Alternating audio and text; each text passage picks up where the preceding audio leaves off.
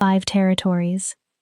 I learned it when salvation arrived wearing the face of ruin, and the creature I saved became the force that threatened to consume the life I had built. They said the Alpha King felt no mercy. They said his pack was bound by blood oaths and ruthless loyalty. They said entire settlements had been destroyed for insults others would have ignored. His command was law, and the consequences of disobedience were written in bodies. They also said, Omegas, who drew his attention, vanished. I never expected to discover whether those stories were true.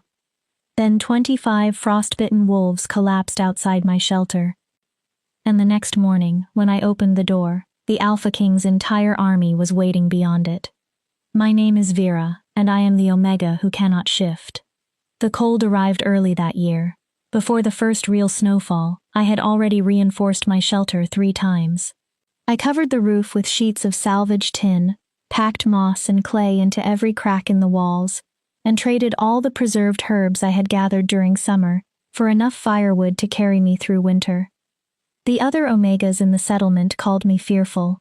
They said I was wasting food and supplies on a shelter that would remain empty all season. No wolf, they insisted, would travel this deep into the borderlands when the great packs had warm dens, guarded halls, and full stores. But I had learned not to trust comfort. Comfort was a lie that killed slowly. In our world, a wolf's value was measured by the strength of the animal inside them, by the power of their shift, by how fast they could run, how fiercely they could fight, and how well they could serve their pack. My wolf had never appeared. Not during my first heat at 16. Not during the initiation trials at 18. Not during any of the forced awakening ceremonies my father dragged me through before he finally accepted that I would never change. After that, he stopped calling me his daughter. I was human-locked, broken. A dead end in a species that worshipped bloodlines. The settlement tolerated me only because I was useful. I knew which herbs slowed bleeding, which ones lowered fever, which roots eased the pain of difficult births, and which leaves could pull infection from a wound. I knew how to set bones, close torn flesh, and coax failing bodies away from death. My mother had taught me before sickness took her.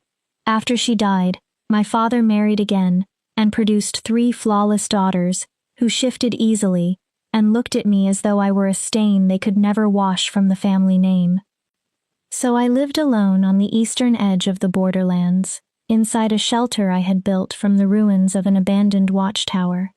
I traded healing for food, herbs for supplies, and knowledge for the rare moments of kindness offered by wolves who briefly forgot they were supposed to despise me. Mostly, I survived by staying unnoticed. The blizzard struck on the 9th night of the frost moon. I had been watching the weather for days. Birds fled south in broken, frantic flocks. Deer moved down from the high ground earlier than they should have. Even the forest had gone quiet in that unnatural way it did, before the sky tore itself open. Before darkness fell, I sealed the shutters, carried in more wood, and filled every jar and bucket I owned with fresh water from the creek before the surface froze solid. I had prepared for isolation. I had prepared for the cold. I had even prepared for the possibility that this might be the winter I failed to survive. I had not prepared for the scratching at my door. At first, I mistook it for the wind. The storm had been raging for 6 hours, turning the world outside into a screaming wall of ice and white fury. Then the scratching came again. Slow, deliberate, weakening. A moment later, a sound reached me through the storm. A whimper. Low, pained, desperate. A wolf. Every instinct I had sharpened through 23 years of survival warned me to leave the door barred. Wolves did not travel alone in blizzards. Wolves did not come to Omegas for help, and any wolf who reached a lonely shelter in the middle of a storm was either wounded, hunting, or part of a raid. None of those possibilities ended well for me, but the whimper came again, softer than before. Despite everything I knew, despite every lesson that told me compassion was a weakness I could not afford, I found myself walking toward the door. My hands shook as I raised the wooden bar. The moment I opened the door a few inches, the wind nearly tore it from my grasp. Snow blasted into my face hard enough to sting. I could see no more than a few feet into the white darkness. Then a wolf fell across my threshold. He was enormous, twice the size of any wolf I had ever treated. His fur was the dark gray of storm clouds, and blood had soaked the left side of his shoulder. Each breath scraped out of him in ragged gasps. When his eyes found mine, I saw the dull, distant look of someone already slipping toward unconsciousness, toward death. "No," I whispered, reaching for him before caution could stop me. "No, you are not dying on my doorstep." I caught his scruff and pulled. He was far too heavy to lift and too weak to help himself. His body barely moved. The wind screamed around us, and the cold bit through my clothes with terrifying speed. My fingers began to go numb even inside my gloves. "Come on," I hissed. "Come on." I planted my feet against the frame and dragged with all the strength I had. He slid forward a few inches, then a few more. My shoulders burned, my grip slipped. Snow gathered inside the shelter around my boots. Finally, his hind legs cleared the doorway. I slammed the door and dropped the bar into place with shaking hands. The sudden quiet felt deafening. I sagged against the wood, gasping while my heart pounded in my throat. The wolf lay motionless on the floor, bleeding across the rough planks I had salvaged from a ruined barn the previous spring. He was dying, and I had just locked myself inside a tiny shelter with a predator who outweighed me by at least 100 pounds. "Brilliant, Vera," I muttered as I forced myself upright. "An excellent survival decision." But I was already crossing toward my healing supplies. My mother had taught me to separate fear from action, so I examined him with the cool focus of a healer. A deep gash crossed his shoulder, claw marks, not teeth. The blood loss was severe, but not yet fatal. His breathing was strained, though steady. His body temperature was dropping quickly. I could work with that. For the next hour, I moved without stopping. I heated water, cleaned the wound, trimmed away matted fur, sewed the torn flesh with careful, practiced stitches while he remained unconscious beneath my hands. I packed the injury with a paste of yarrow and comfrey, bound it in clean strips of cloth, and covered his huge body with every spare blanket I owned. Then I fed the fire until the shelter became almost painfully warm. Only after I had done everything possible did I collapse into my chair. That was when I heard another scratch. My blood turned cold. Then came a third. A fourth. A chorus of weak whimpers rose beyond the door, barely audible beneath the wind. There was not one wolf outside. There were many. I stood slowly, my legs shaking, and stared at the barred door. This was how I would die. Not from hunger, not from the cold, not from a raid. I would be torn apart by a pack of desperate wolves because I had been foolish enough to show mercy to the first one. Still, I lifted the bar. I opened the door, and I saw them. 25 wolves, perhaps more, lay scattered through the snow outside my shelter. Some barely moved. Others had dragged themselves toward the doorway before their strength failed. The blizzard continued to bury them beneath white drifts. They were freezing to death, every one of them. I should have shut the door. I should have accepted that I could not save them all. I should have protected myself. Instead, I looked at those dying wolves and made the most reckless choice of my life. "All right," I whispered to them, to myself, and perhaps to whatever cruel god was watching. "All right, come on." I wedged the door open with a log and began dragging wolves inside. One by one, I pulled them across the threshold. Some were unconscious. Some were aware enough to push weakly with their legs. All of them were massive. I hauled until my arms trembled, until the muscles in my back screamed, until my gloves tore and blood seeped from my palms. The shelter that had once felt roomy for one person became a crowded maze of fur, claws, heaving bodies, and desperate breathing. 25 wolves. 25 powerful predators packed into a space built for a single Omega. By the time I dragged the last one inside and barred the door against the storm, dawn was only a few hours away. My shelter had become a den of dying wolves, and I had become their only chance. I piled wood onto the fire until the flames roared. Then I moved from one body to the next with water, cloth, needles, herbs, and what little strength I had left. I treated the worst injuries first: claw wounds, bite marks, torn muscles, signs of a battle they had either fled or lost. Others had no visible wounds at all. They had simply been trapped too long in the storm, far from wherever they belonged. Not one tried to attack me. None growled. None snapped. None showed even the slightest aggression. They only watched. Their eyes held something I could not name. It was not fear. It was not confusion. It looked almost like recognition. By the time the storm finally weakened and pale morning light slipped through the shutters, I was nearly as exhausted as they were. My hands would not stop trembling. My head throbbed. My body moved on stubborn determination alone. But they were alive. Against reason, against instinct, against every rule of survival I had ever learned. I had kept 25 freezing wolves alive through the worst blizzard the Borderlands had seen in 5 years. When I finally collapsed into my chair, too tired even to close my eyes, I let myself feel one brief moment of satisfaction. I had saved them. I did not know I had just saved the Alpha King's entire inner pack. I did not know that hundreds of wolves were already crossing the snow toward my shelter, and I did not know that the silver-eyed male leading them was about to tear my quiet world apart. Chapter 2. The Alpha King at my door. I woke to silence. Not the violent howl of the blizzard, not the strained breathing of dying wolves. Only silence, deep, clear, unnatural. The kind of silence that made every instinct in my body tighten. The fire had burned down to glowing embers. Thin lines of morning light slipped through the shutters and crossed the floor in pale silver bands. All 25 wolves were awake, and every one of them was watching me. They were not sleeping. They were no longer close to death.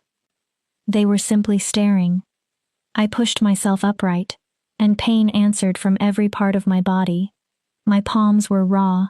My shoulders felt bruised to the bone. Exhaustion clung to me like wet fur. But I was alive. Somehow, so were they.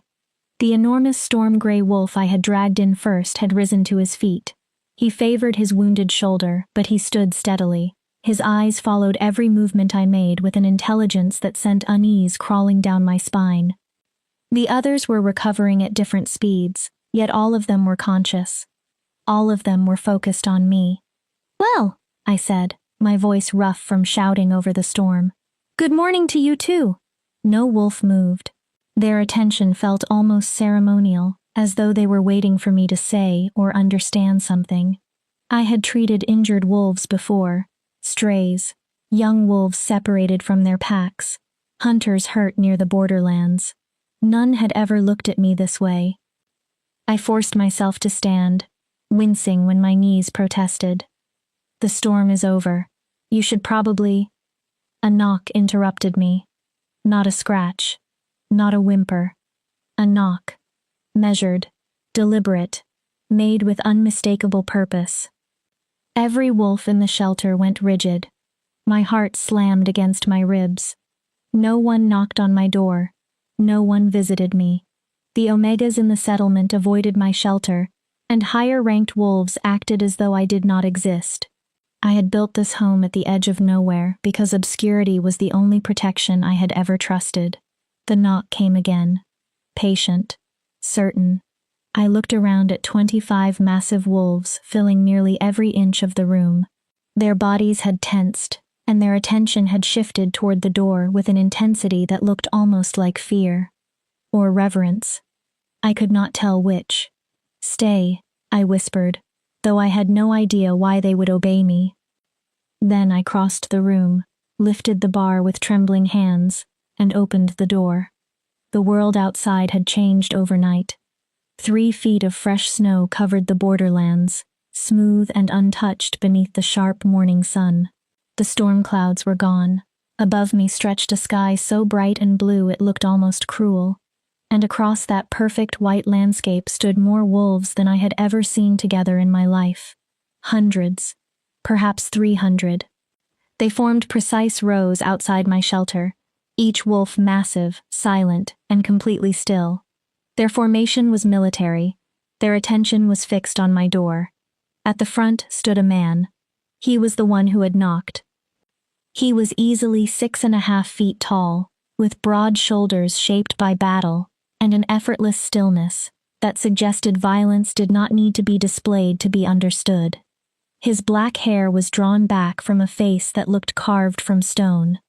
Then I saw his eyes. Silver, not gray, not pale blue. Silver like moonlight on dark water, silver like the edge of a blade. Something old and dangerous watched me through them. He wore black leather marked with the silver insignia of the Northern Pack. The ruling pack, the pack commanded by... No, I breathed. Oh no. His mouth curved slightly. You are the Alpha King. It sounded less like a greeting and more like an accusation. I am. His voice was low and controlled, carrying the kind of authority that made obedience feel instinctive. And you are the Omega who sheltered my inner pack through the blizzard. My thoughts stopped. His inner pack.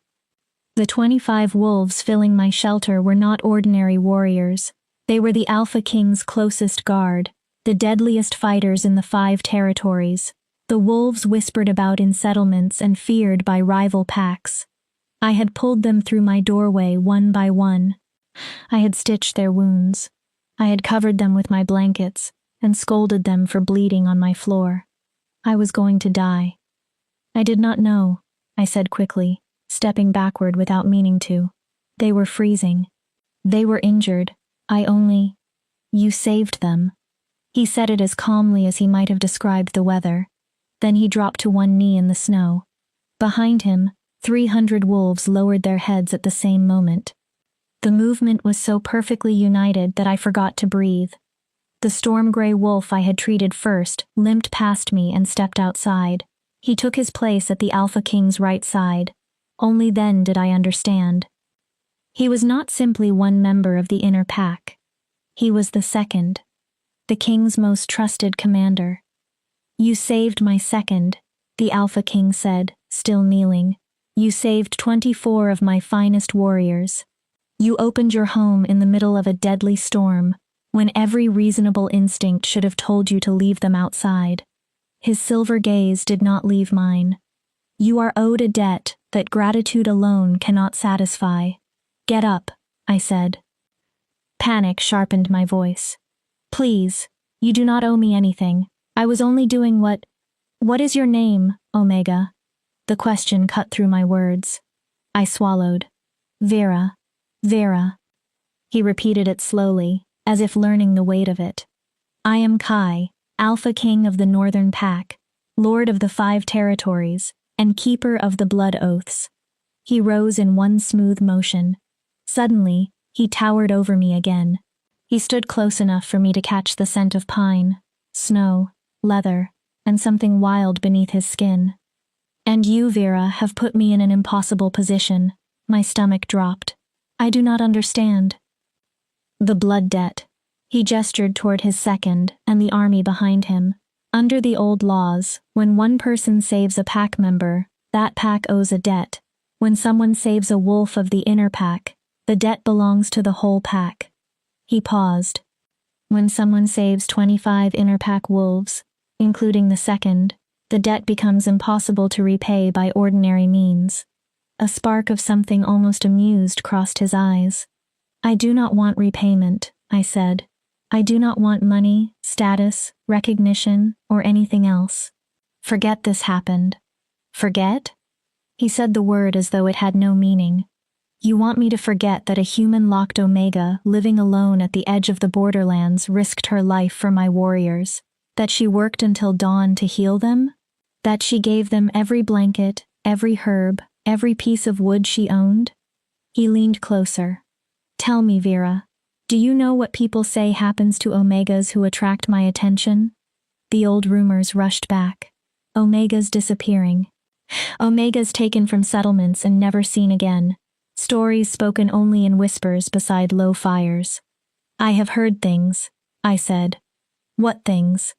That they disappear. And what do the stories claim I do to them? My mouth went dry. That you take them, hurt them, kill them. I could barely force out the final words. For a long moment, Kai studied me without expression. Then he threw back his head and laughed. The sound rolled across the snow like thunder. It was deep, genuine, and completely unexpected. When he finally looked at me again, something almost warm touched his face. "Oh, little healer, you truly believe I came here to abduct you?" I said nothing. "No," he said firmly, "I will not harm you." His expression changed, the humor disappearing beneath authority. "But I am going to offer you a choice, and you will dislike both options." My hands tightened at my sides. "What choice?" "Option 1. You accept a permanent place in my pack. You come to the Northern Keep and serve as my personal healer. You will have status, protection, resources, and everything required to practice your craft. You will never lack food, shelter, or medicine again. No one will question your worth. No one will dare touch you." For one dangerous moment, the offer sounded like every secret dream I had forbidden myself from wanting. A respected position, safety, purpose, a place where my skills mattered more than my missing wolf. That was precisely why I did not trust it. "And option 2? I asked. Kai smiled with the sharpness of broken glass. "I leave 300 wolves outside your shelter in permanent debt service until you accept option 1. I stared at him. "They will hunt for you, guard you, escort you, and follow you everywhere. They will make it impossible for you to continue the quiet, invisible existence you have created here." He waited a beat. "So in truth, little healer, it is not much of a choice." "That is not fair." My voice trembled despite my effort to steady it. "No," he agreed, "it is not." There was no apology in his face. "But I am not asking you to admire my fairness. I am asking you to use your judgment." He swept one hand toward the wolves surrounding us. "These warriors owe you their lives under pack law. The debt must be honored. You may accept it with grace and gain everything, or reject it and lose the one thing you seem determined to protect. My solitude." "Exactly." I looked over the army spread across the snow. Then I looked back into my shelter, at the patched walls, the narrow bed, the worn table, and the life I had built with my own hands from ruins and rejection. Finally, I looked at Kai. His silver eyes seemed to see through every defense I had spent years constructing. He was right. There had never been a real choice. "If I come with you," I said carefully, "what exactly will you expect from me?" Something moved across his expression, surprise perhaps, that I had begun negotiating instead of simply refusing.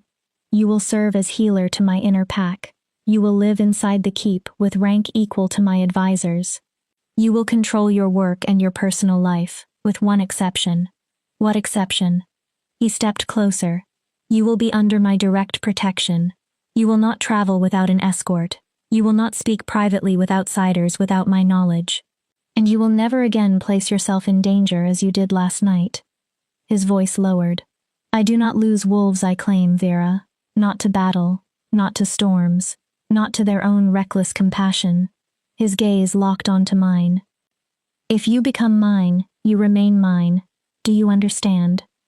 The word mine moved through me with an unexpected heat that was not entirely fear. "And if I refuse?" I asked, though I already knew. "Then I hope you enjoy company. 300 wolves will become your permanent shadows." I turned toward my shelter one final time. It was small and crude, but it was mine. It was the place that had saved me when my family had abandoned me, and my settlement had decided I was worthless. I thought of the storm gray wolf whose shoulder I had stitched without knowing his rank. I thought of the other 24 who had trusted me while their lives hung in the balance. I thought of 23 years spent being told I was broken, useless, and disposable. For one night I had been none of those things. I had been necessary, Essential. I need 3 days, I said. Kai's brow lifted. To organize my supplies. To settle what little business I have. To say goodbye to. I glanced toward the empty borderlands. To what? I had no friends who would mourn me, no family who would ask me to stay. But I needed time to understand what I was about to surrender. 3 days, Kai agreed after studying me. My second will remain here with 24 guards. I do not need 300 wolves. I do not need 25. His voice turned mild. Choose. I clenched my jaw. 25. Excellent. He turned toward the storm-gray wolf. The animal shifted almost instantly. A man stood in his place. He looked younger than Kai, perhaps in his mid-20s, with gray eyes, a powerful build, and a jagged scar crossing his left cheekbone. The scar aligned with the wound I had sewn during the night. Thorn will see to your needs, Kai said. I do not have needs. That remains to be seen.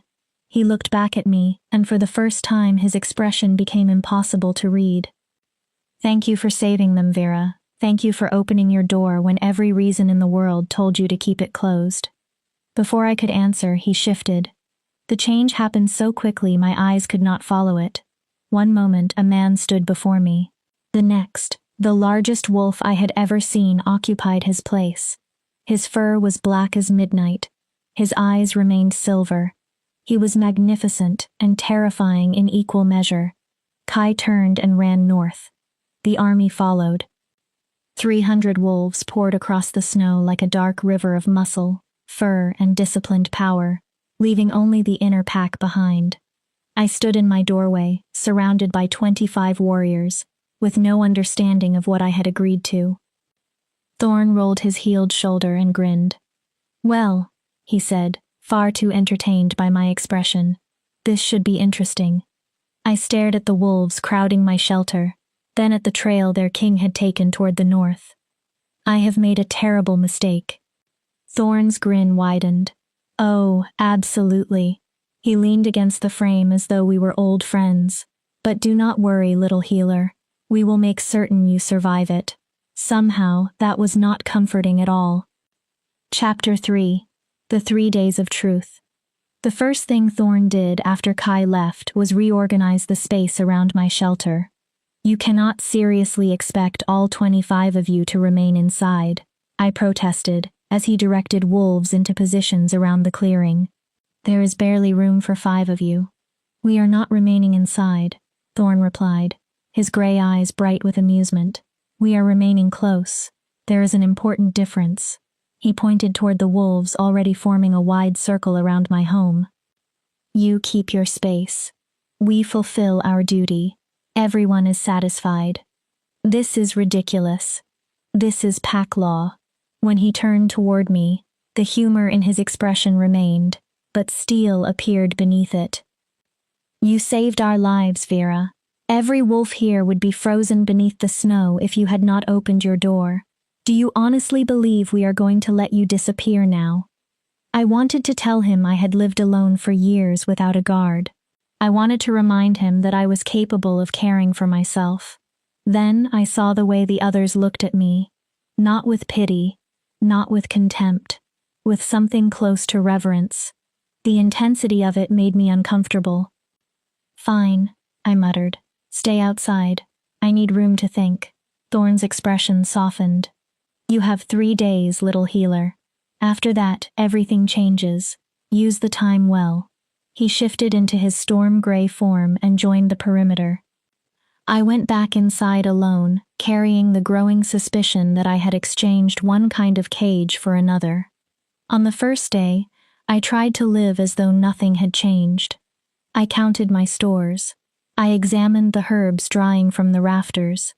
I checked preserved food, spare cloth, needles, bandages, and the precious medicines I had spent years gathering. I made careful lists of what I could carry north, what I would have to leave behind, and what might survive the journey to the keep. Outside, the wolves watched through the windows. They were not threatening. They did not crowd the door or invade my space. They simply watched as though I were something valuable that might vanish the moment their attention drifted. By mid-afternoon, I could no longer bear it. I grabbed my gathering basket and opened the door. I need to collect winter plants before the next snow covers them. I am going to the eastern ridge. Thorn shifted into human form and immediately fell into step beside me. I will go with you. I do not need an escort. Indulge me. His tone was light, but the words were not a request. We walked through the snow-covered forest in silence. I searched beneath trees and around exposed stones for the hardy plants that survived cold weather. Thorn followed several paces behind, quiet and watchful. After nearly an hour, my patience broke. "Why are you truly here?" I demanded, turning on him. "Do not repeat the words pack law or blood debt." Kai could have thanked me and left. Instead, he has practically conscripted me into his pack and assigned his entire inner guard to watch me. I tightened my grip on the basket. "Why?" Thorn studied me for a long moment. "You have no idea what you did, do you?" "I pulled injured wolves out of a storm." "You pulled the Alpha King's inner pack out of a storm," he corrected. "Do you know why we were in the borderlands during a blizzard?" I shook my head. "We were hunting traitors." The humor disappeared from his face. 3 packs in the southern territories have been organizing a rebellion. They want to overthrow Kai, destroy the Alliance, and restore the old laws. Under those laws, power belonged to whoever could take it, and Omegas like you were property rather than people. He stepped closer. We tracked the rebels to a compound near the border. The fight went badly. We were outnumbered and outmaneuvered. Then the blizzard struck and separated us from the main force. His gray eyes hardened at the memory. "We should have died." My mouth went dry. "But you did not." "No." A fierce smile touched his scarred face. "Because one human-locked Omega looked at a group of dying wolves and decided our lives mattered." He held my gaze. "Do you understand what that makes you, Vera?" I said nothing. "Dangerous. Valuable. Exactly the kind of wolf Kai needs." "I am not a wolf. You are more of one than many who can shift." His voice gentled. "You act from compassion instead of politics. You see worth where others see damage. You are broken in the same way Kai is." A chill moved through me. "What does that mean?" Thorn shook his head. "That is not my history to tell." He looked toward the darkening sky. "We should return before nightfall." We walked back in silence, but his words followed me into the shelter. "You are broken in the same way Kai is." The Alpha King was feared across 5 territories. He ruled armies, negotiated alliances, and held power no one questioned openly. I possessed none of those things. We had nothing in common. Except he had knelt before me in the snow. Except he had offered protection and rank when he could have taken me by force. Except he had looked at me as though he saw more than the worthless Omega everyone else had decided I was. I did not sleep that night. On the second day, the settlement Omegas came. I was outside examining the temporary camp when 5 women appeared between the trees.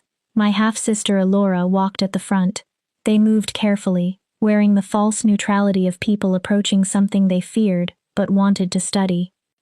They stopped beyond Thorn's perimeter. "Vera," Alora called. Her perfect face wore concern that never reached her eyes. "We heard what happened with the Alpha King. We came to make certain you were safe." "No, you did not," I thought. They had come to see what favor I had gained. They wanted to understand whether my sudden connection to the Northern Pack might change their own place in the settlement's fragile hierarchy. Still, I walked toward them. Old habits were difficult to break. "I am safe, thank you for asking." "Is it true?" Mira, one of the younger Omegas, asked. Fear and fascination widened her eyes. "Is the Alpha King taking you to the Northern Keep?" "He offered me a position as healer to his pack." "A position," Alora repeated. Her mouth twisted. "How generous. What did you promise him in exchange, sister?" The contempt was familiar. It still hurt. "Nothing. I saved his inner pack during the storm. This is how he has chosen to honor the debt. By dragging you away from your home? She gave a brittle laugh. How romantic. Elora stepped closer, and the emotion beneath her controlled expression finally revealed itself. Jealousy. Sharp, bitter, unhidden. You have always been strange, Vera. You chose herbs and dying strangers instead of finding a proper mate. You built a shelter at the edge of nowhere, and lived like an exile when you could have tried to belong. Her eyes swept over the wolves surrounding us. And now, somehow, you have attracted the attention of the most powerful alpha in the territories. She laughed again, this time without humor. How long do you think it will take before he realizes his mistake? Elora, we all know why you saved those wolves, she continued, raising her voice.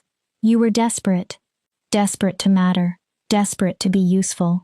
Desperate for someone to see value in a broken Omega who cannot even shift. Each word struck a wound she knew exactly how to find. You gambled your life because you needed proof that your existence meant something. And by some impossible chance, the gamble worked. She leaned closer. But do not imagine it changes what you are. The worst part was that some of what she said was true. I had wanted to matter. I had wanted to be necessary. I had wanted, just once, to prove that my life possessed value. That is enough. Thorn's voice sliced through the clearing. He had moved between us without my noticing. His entire body radiated controlled threat. Elora paled. I did not mean... Yes, you did. His gaze moved over all 5 women. You will speak to the future pack healer with respect, or you will leave immediately. Elora stiffened.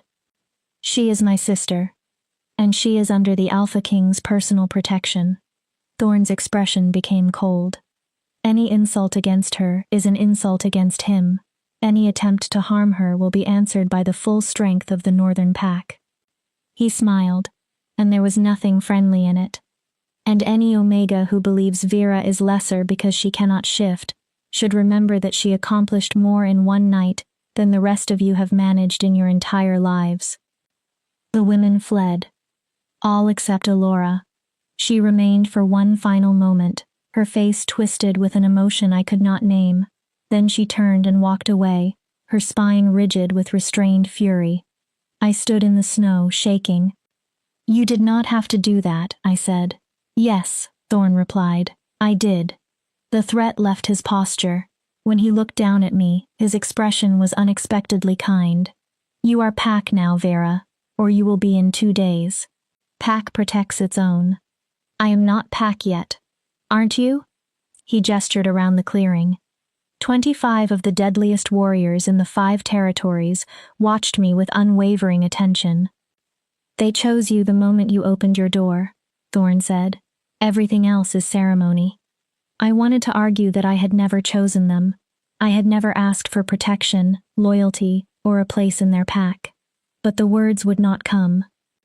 Some damaged part of me, the part that had spent 23 years hearing that I was unwanted, felt dangerously grateful that someone had finally chosen me, even if I did not yet understand what that choice would cost. On the 3rd day, Kai returned. He came alone, walking through the trees with the calm confidence of a man who had never required an army to feel safe.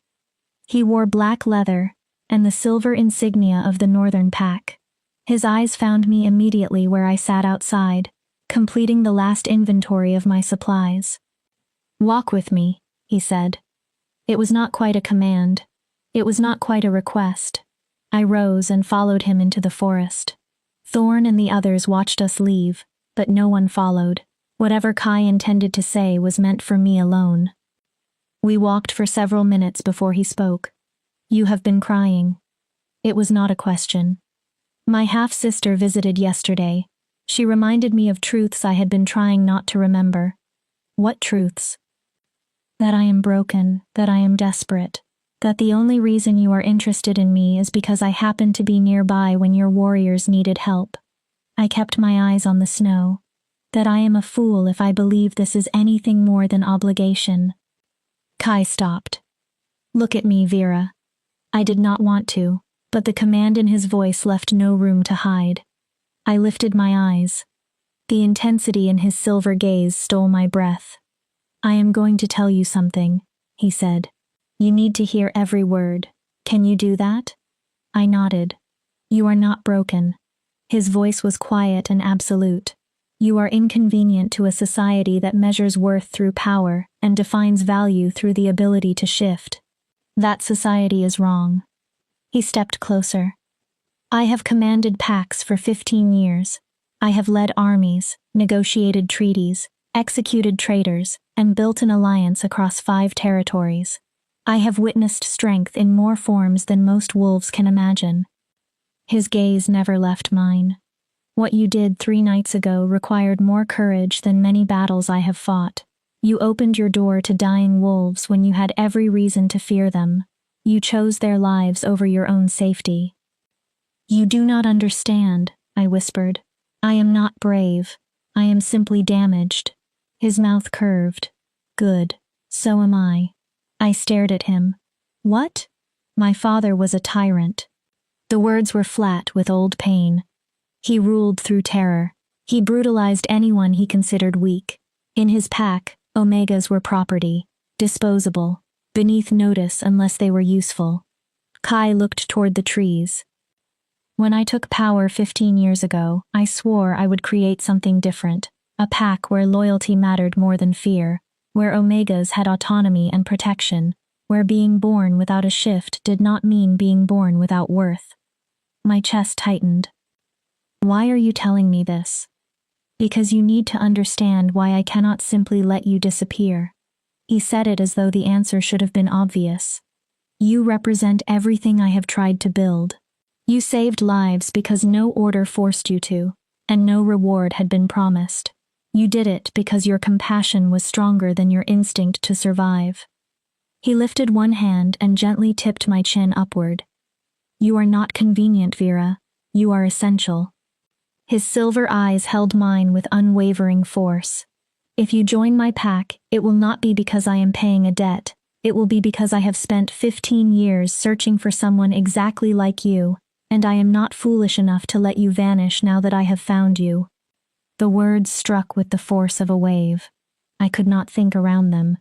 "I do not understand." "You will." His fingers left my chin, but he did not step away. 3 days ago, you opened your door to my wolves. Tomorrow, I am asking you to walk through mine, not as repayment, not as obligation, as a choice. His voice lowered. "My pack needs a healer who recognizes value in damaged things." He paused, and something changed in his eyes. "And I need someone who does not turn away from monsters." "I am afraid," I admitted. "I am terrified." "Good." His smile was almost gentle. "Fear means you understand the danger. The question is not whether you are afraid, little healer." He leaned closer. "The question is whether you are brave enough to come anyway." We stood in the white silence of the forest, the Alpha King and the Omega no one wanted. The choice settled over me with physical weight. I could remain in my small shelter, protected by loneliness and invisibility, or I could follow him into a future filled with power, danger, and possibilities I had never allowed myself to imagine. "I need you to promise me something. Name it. If I come with you, I need real autonomy, not comforting words about status while you control every part of my life. I must know I am choosing this for myself, not because you trapped me between 2 impossible options." Kai considered me for a long moment. Then he nodded. "You will control your work, your quarters, and your life inside the keep. You will answer to no one except me. I will never order you to violate your conscience or your duty as a healer." He paused. "But your safety is not negotiable. Escorts, guards, and protection remain." It was more than I expected, more than I had dared to ask. "All right," I said. His eyes sharpened. "All right? I will come with you." "Just like that?" I met his gaze, and felt something unfamiliar stir beneath my fear. Hope. "You said you needed someone who was not afraid of monsters." I drew a slow breath. Perhaps I need someone who is not afraid of broken things. Kai smiled, and the warmth of it transformed his entire face. Then we have an agreement, little healer. He turned back toward the shelter. At dawn, your new life begins. I followed him with my heart pounding from equal parts dread and anticipation. By the next morning, everything I knew would change. I only hoped I was strong enough to survive it. Chapter 4. The Journey North. Dawn arrived too soon. I stood inside the shelter I had built with my own hands and tried to memorize it. Morning light slanted through the eastern window. Dried herbs hung from the rafters, filling the air with familiar scents. Moss and clay still marked the walls where I had sealed the cracks during my first brutal winter alone. This place had been more than a home. It had been proof that I could survive after everyone else decided I should not. Now I was leaving it behind. Ready? Thorn stood in the doorway, his gray eyes softer than usual. Behind him, the rest of the inner pack had already formed for the journey. Their breath drifted in white clouds through the frozen air. No, I answered honestly. I do not think I ever will be. He smiled. That is close enough. Come on, Kai is waiting. I lifted the small pack containing everything I could not bear to leave. A few essential herbs, my mother's needle case, 2 medical texts with cracked spines, spare clothes, nothing more. The rest would remain inside the shelter, waiting for a woman who might never return. The thought tightened my throat. Outside, the borderlands glowed in shades of blue and silver. The sun had only begun to rise over the eastern ridge. Kai stood at the head of the 25 wolves, already dressed for travel in dark leather and heavy furs. When his silver eyes met mine, a painful pressure formed beneath my ribs. Last chance, he said quietly when I approached. Say the word and I will leave you here. We both knew the offer was not entirely honest. He had already explained that the blood debt would not allow his pack to abandon me. Even if he left, guards would remain. Still, the gesture mattered. I am coming. I hoped my voice sounded more certain than I felt. Kai nodded and glanced at his second. Thorn will carry your pack. You will ride with me. I blinked. Ride? The keep is 2 days north in winter conditions. You cannot cover that distance on foot. He began to say something about shifting, then stopped as understanding crossed his face. Right, you cannot. The old shame rose instantly. I can walk. I will be slower than wolves, but I can manage. You will ride, Kai said.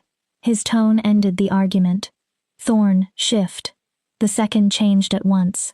The storm-gray wolf stood before me, massive enough that his back reached nearly to my chest. Kai looked at me expectantly. Realization arrived with horror. You want me to ride a wolf? I want you to ride my second. He is steady, experienced, and will not throw you if we encounter danger. Kai's mouth twitched. Unless you would prefer to ride me. Heat flashed through me so suddenly that I nearly stepped backward. No, Thorn is fine. Thorn is perfect. Kai's smile became distinctly wolfish. A pity, perhaps another time.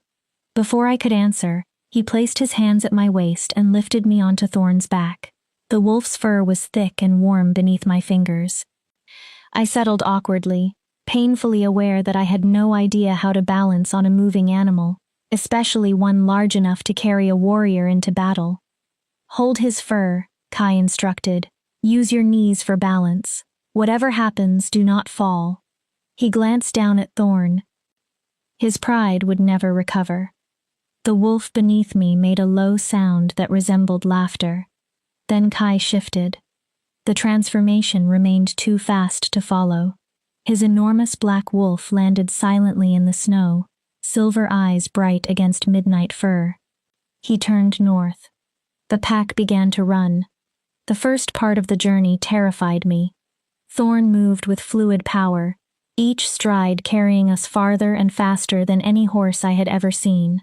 I gripped his fur until my fingers cramped, convinced that every sharp turn would send me into the snow. Gradually, I learned his rhythm. I learned when his body would rise beneath me, and when it would drop. I learned to move with his stride instead of fighting it. Most importantly, I began to trust that he would not allow me to fall. Kai ran at the front. His black coat cut through the white landscape like a moving shadow. His pace was powerful, controlled, and effortless. Every few minutes he looked back. Each time, his silver gaze found me, checking that I remained secure. The attention should have felt suffocating. Instead, it felt protective. At midday, we stopped in a clearing where sunlight had melted patches of snow and exposed the frozen grass below. The wolves formed a defensive ring without instruction.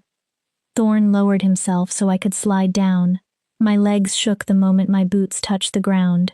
I would have fallen if Kai, already back in human form, had not caught my elbow. "You are doing well," he said. "I feel as though someone beat me with a tree. That is normal. Your body is not accustomed to riding." He guided me toward a fallen log and placed a water skin in my hands. "Drink. Eat something. We rest for 1 hour." I obeyed gratefully, pulling dried meat and hard bread from my pack. Around us, the other wolves shifted into human form. They checked weapons, studied the trail ahead, and spoke in the easy, quiet manner of warriors who had traveled together for years. Scars crossed many of their faces and arms. Their movements were efficient. Their loyalty to one another was visible even in small gestures. I felt completely out of place among them. "You are staring," Kai observed. He sat beside me on the log, close enough that our shoulders touched. "I am trying to understand." I gestured toward the inner pack. "You are the Alpha King. You command the strongest wolves in the territories. Your guard is legendary, and all of this power is being used to transport one worthless Omega north because she happened to open a door during a storm. You are not worthless. Everyone else appears convinced that I am. Everyone else is wrong." He said it with such certainty that, for one heartbeat, I almost believed him. "Do you know what I see when I look at you, Vera?" I shook my head. "I see someone who survived alone for years, in conditions that would have killed stronger wolves. I see a woman who built a home from abandoned ruins and learned medicine without formal instruction." He turned toward me fully. "I see someone who chose compassion over survival when the choice mattered most. That strength has nothing to do with shifting." His gaze deepened. "It is exactly the kind of strength my pack needs." "Why?" The word came out barely above a whisper. "Why do you need that kind of strength?" Kai went silent. His eyes moved toward the mountains. When he answered, his voice was low enough that no one else could hear. "Because I am trying to build something that has never existed." He leaned forward, forearms resting on his knees. "A pack where authority comes from competence and loyalty, not only physical dominance. A place where Omegas possess agency, where Betas have a voice, and where every wolf has a chance to matter, regardless of birth." He looked back at me. "But the structure is fragile. The old guard wants my father's hierarchy restored. They see every reform as weakness. They are waiting for any failure that allows them to challenge me and fracture the alliance. What does that have to do with me? Everything." His smile was sharp. "You are a symbol, little healer. An Omega who saved the Alpha King's inner pack. An Omega who earned a place at the Northern Keep through action rather than bloodline or favor." The meaning settled over me slowly. "If you succeed," he continued, "if you hold authority and earn respect, then every reform I have made becomes harder to dismiss. You prove that the new way works." Understanding hit with uncomfortable force. "You are not simply giving me a position. You are making a political declaration." "Yes. And if I fail, then I fail beside you," he answered without hesitation. "But I do not believe you will fail. I believe you will surprise this pack, your enemies, and yourself." I wanted to accept his confidence, but 23 years of rejection could not be erased by a few powerful words. "What if you are wrong about me?" "I am not." Kai stood and offered his hand. "We should continue. I want to reach the northern watchtower before dark." I placed my hand in his. His grip was warm, steady, and stronger than necessary.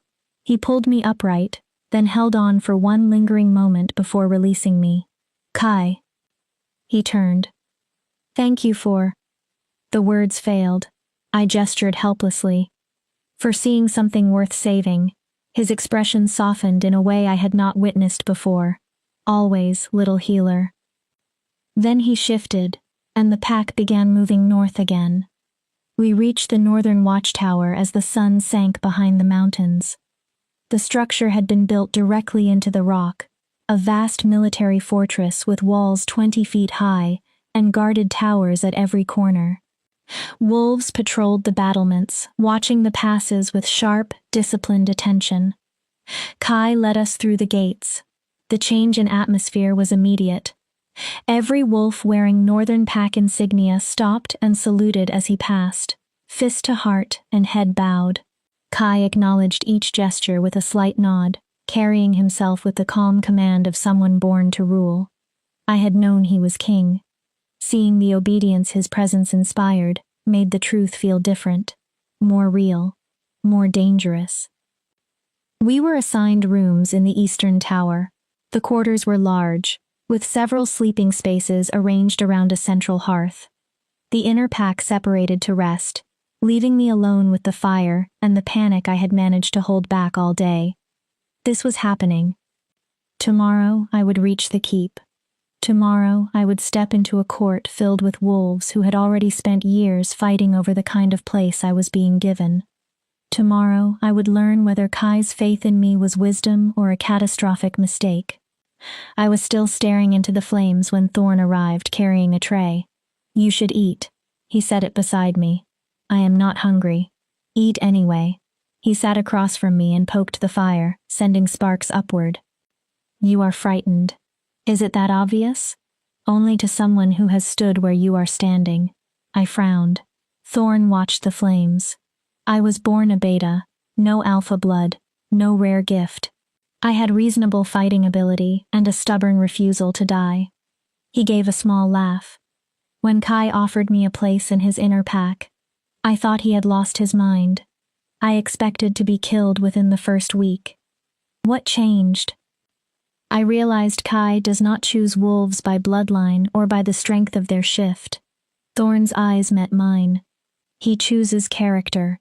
He chose me because I was loyal. He chose others because they were brave, intelligent, disciplined, or skilled in ways the pack needed. He nodded toward me. He chose you because you are compassionate, because you see value in damaged things, because you are exactly what he needs to prove that a different kind of pack can survive. That is an unbearable amount of pressure. Yes, Thorn agreed. It is. He leaned back. But you have already survived pressure that should have destroyed you. You lived alone in the borderlands. You built a life from ruins. You faced death at your own door and chose to save strangers. His grin returned. If you survived all of that, you can survive the keep. You can survive its politics, its judgment, and every wolf who tests you because they are afraid of what your success might mean. I wish I believed that. You will. Thorn rose and stretched. Rest. Tomorrow changes everything. He reached the doorway, then looked back. For whatever it is worth, I am grateful you opened your door that night. I am glad you saved us. And I am glad you are coming north. His expression turned serious. The pack needs someone like you. He left before I could answer. I lay on the sleeping pallet and stared at the stone ceiling. Around me, the watchtower remained alive with movement. Boots crossed distant corridors. Guards changed positions. Wind howled through the mountain passes. Tomorrow, I would reach the northern keep.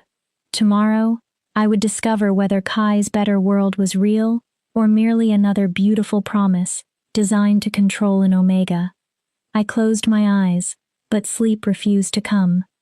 My thoughts were full of silver eyes, impossible choices, and the terrifying possibility that I was finally traveling toward a place where I might belong.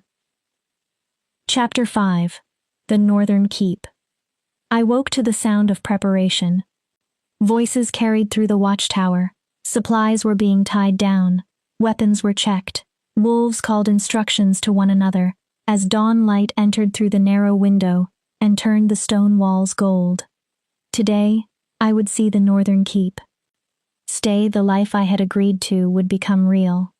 I dressed in the warmest clothes I owned. They were practical, patched, and faded from use. Nothing about them belonged in the court of the most powerful pack in the territories. My reflection in the polished metal mirror showed a woman who looked frightened and determined in equal measure. An Omega walking willingly into the Alpha King's stronghold. What could possibly go wrong? Ready? Kai's voice came from the doorway. I turned and found him watching me with an expression I could not read. As ready as I will ever be. Good. He entered carrying a bundle of dark fabric. Before we leave, you need to understand something about the keep. My stomach tightened. What? It is not like your settlement or the borderlands. More than 500 wolves live there. My guard, the inner pack, advisors, healers, servants, and visiting dignitaries from other territories. He unfolded the bundle. A cloak fell open between his hands. It was deep midnight blue, lined with silver fur and fastened by a polished clasp shaped like a wolf's head. The keep is a court as much as it is a fortress, Kai continued. There are expectations, protocols, ways of presenting rank that everyone understands. I stared at the cloak. I do not understand what this has to do with me. You are arriving as my personal healer. Your rank will be equal to that of my senior advisors. You will live on the upper levels, enter restricted areas, and attend meetings that influence the pack. He held the cloak toward me. You need to appear as though you belong in that position. I touched the fabric cautiously. It was softer and more expensive than anything I had ever owned. Kai, I cannot accept this. You can, and you will. His voice was firm without cruelty. I know it feels like a costume. But at court, clothing is a language. This cloak tells every wolf who sees you that you carry my protection, that you possess authority, and that dismissing you means challenging me. What if I cannot live up to what it represents? Then you learn. He stepped closer. I am not asking you to become someone else, Vera. I am asking you to occupy the space you earned. His silver gaze held mine. You saved my inner pack. Walk into the keep with your head high. Every instinct I had developed over the years told me visibility was dangerous. Omegas survived by being useful, quiet, and easy to overlook. Kai was asking me to do the opposite. Still, I took the cloak. It settled over my shoulders with surprising weight. Warmth immediately surrounded me, but so did the awareness of everything it announced. Kai reached up and secured the clasp at my throat. His fingers brushed my collarbone. The air between us seemed to tighten. Perfect, he said softly. Now you look like what you are. And what is that? Someone worth protecting. The final approach to the Northern Keep stole my breath. We crossed the last ridge shortly after midday, and the fortress appeared below us. It had been built into the side of the mountain, a vast structure of gray stone and silver towers that seemed to rise naturally from the rock. Defensive walls circled the lower levels. Watchtowers guarded each approach. Black banners marked with a silver wolf snapped in the wind. The scale was impossible. The keep could have housed 1,000 wolves. Entire levels disappeared into the mountain itself, while tall spires climbed toward the sky. This was not simply a pack house. It was a seat of power. Home, Kai said. He had traveled in wolf form for most of the morning. Now he shifted beside me as Thorn lowered himself to let me dismount. What do you think? Kai asked. I think I am dangerously unprepared. His laugh was warm. You will manage. Come, there are wolves waiting to meet you. We descended toward the fortress. By the time we reached the main gate, a crowd had gathered. News of the Alpha King's return had clearly traveled ahead of us. So had rumors about the unknown Omega he had brought from the borderlands. The gates opened. We entered a courtyard lined with hundreds of wolves. Guards stood at attention. Courtiers wore fine clothes and carefully neutral expressions. Servants paused in their work, every face turned toward me. They saw a strange Omega wearing the color of the Alpha King's protection. They saw me walking beside him instead of behind him.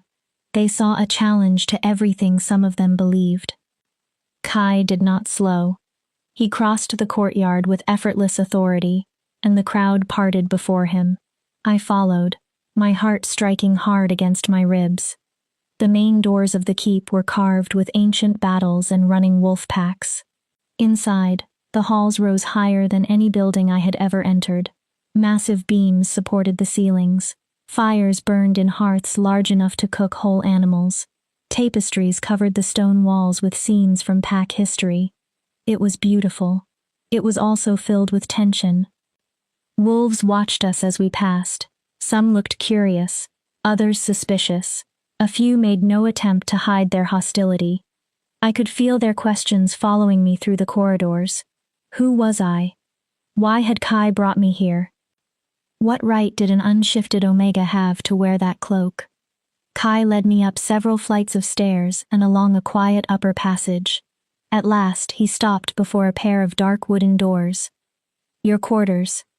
He opened them. I stepped inside and stopped. The suite was larger than my entire shelter.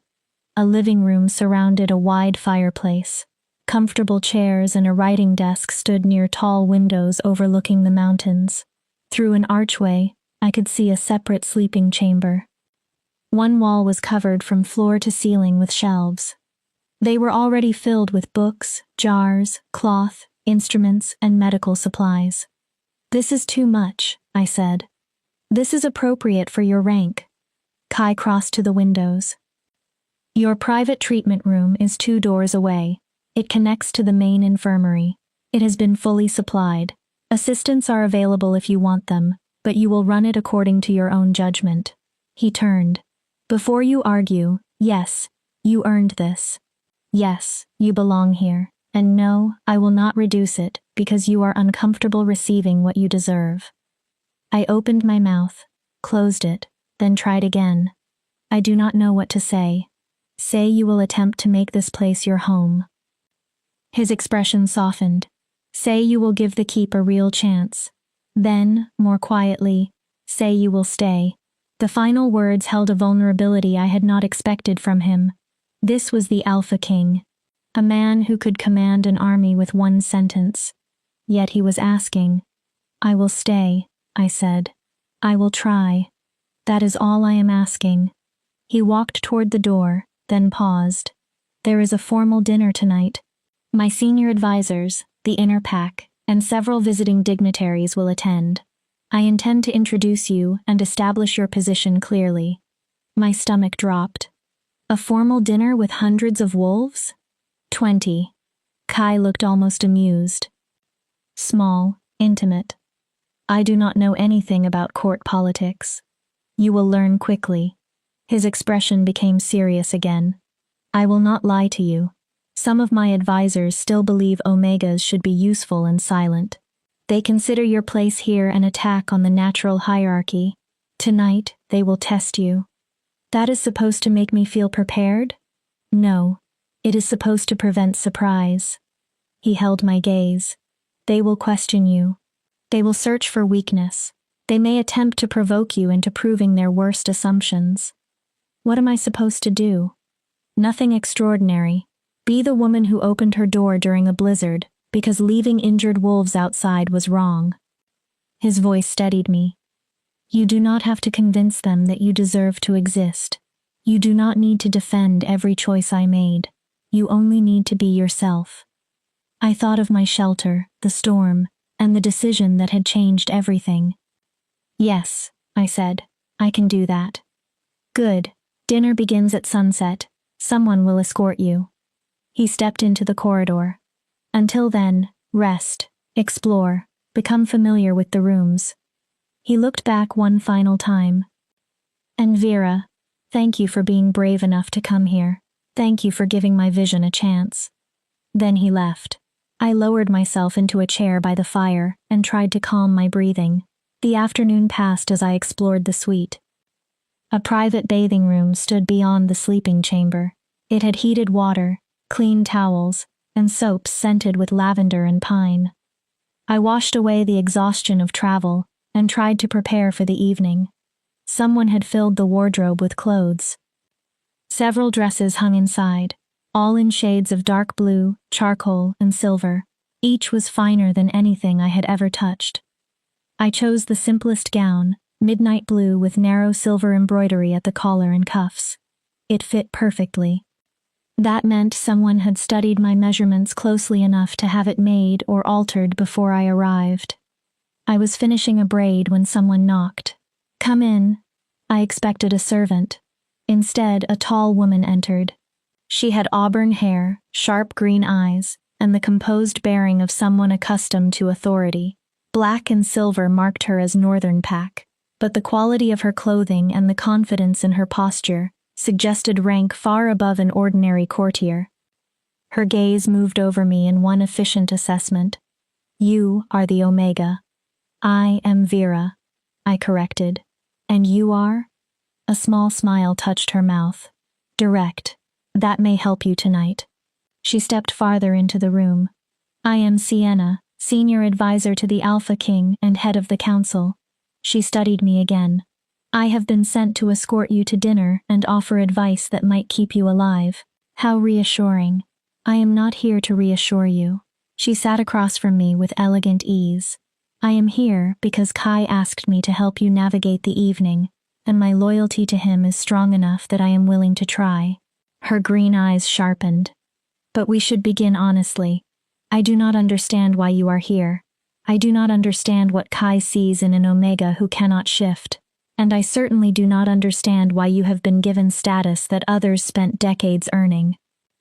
Her bluntness was brutal. It was also easier to respect than false kindness. "I saved his inner pack during the storm." "So I heard." Sienna leaned forward. "Here is what you need to understand. The Northern Pack does not rely on simple dominance. At least, not anymore. Kai has spent 15 years replacing fear with competence, loyalty, and results." She folded her hands. "Many wolves support him. Others want his father's methods restored. They believe mercy has weakened us and that Omegas should never possess authority. And my presence helps them. Your presence is either proof that Kai's reforms work or evidence his enemies can use against him." Her expression did not change. "You are a test case." The words landed heavily. "If you succeed, if you demonstrate that an Omega can hold status because of skill rather than birth, you strengthen every change he has made. And if I fail, you give the old guard exactly what they need to challenge him. That is an unreasonable burden for one person." "Yes," Sienna said. "It is." She rose.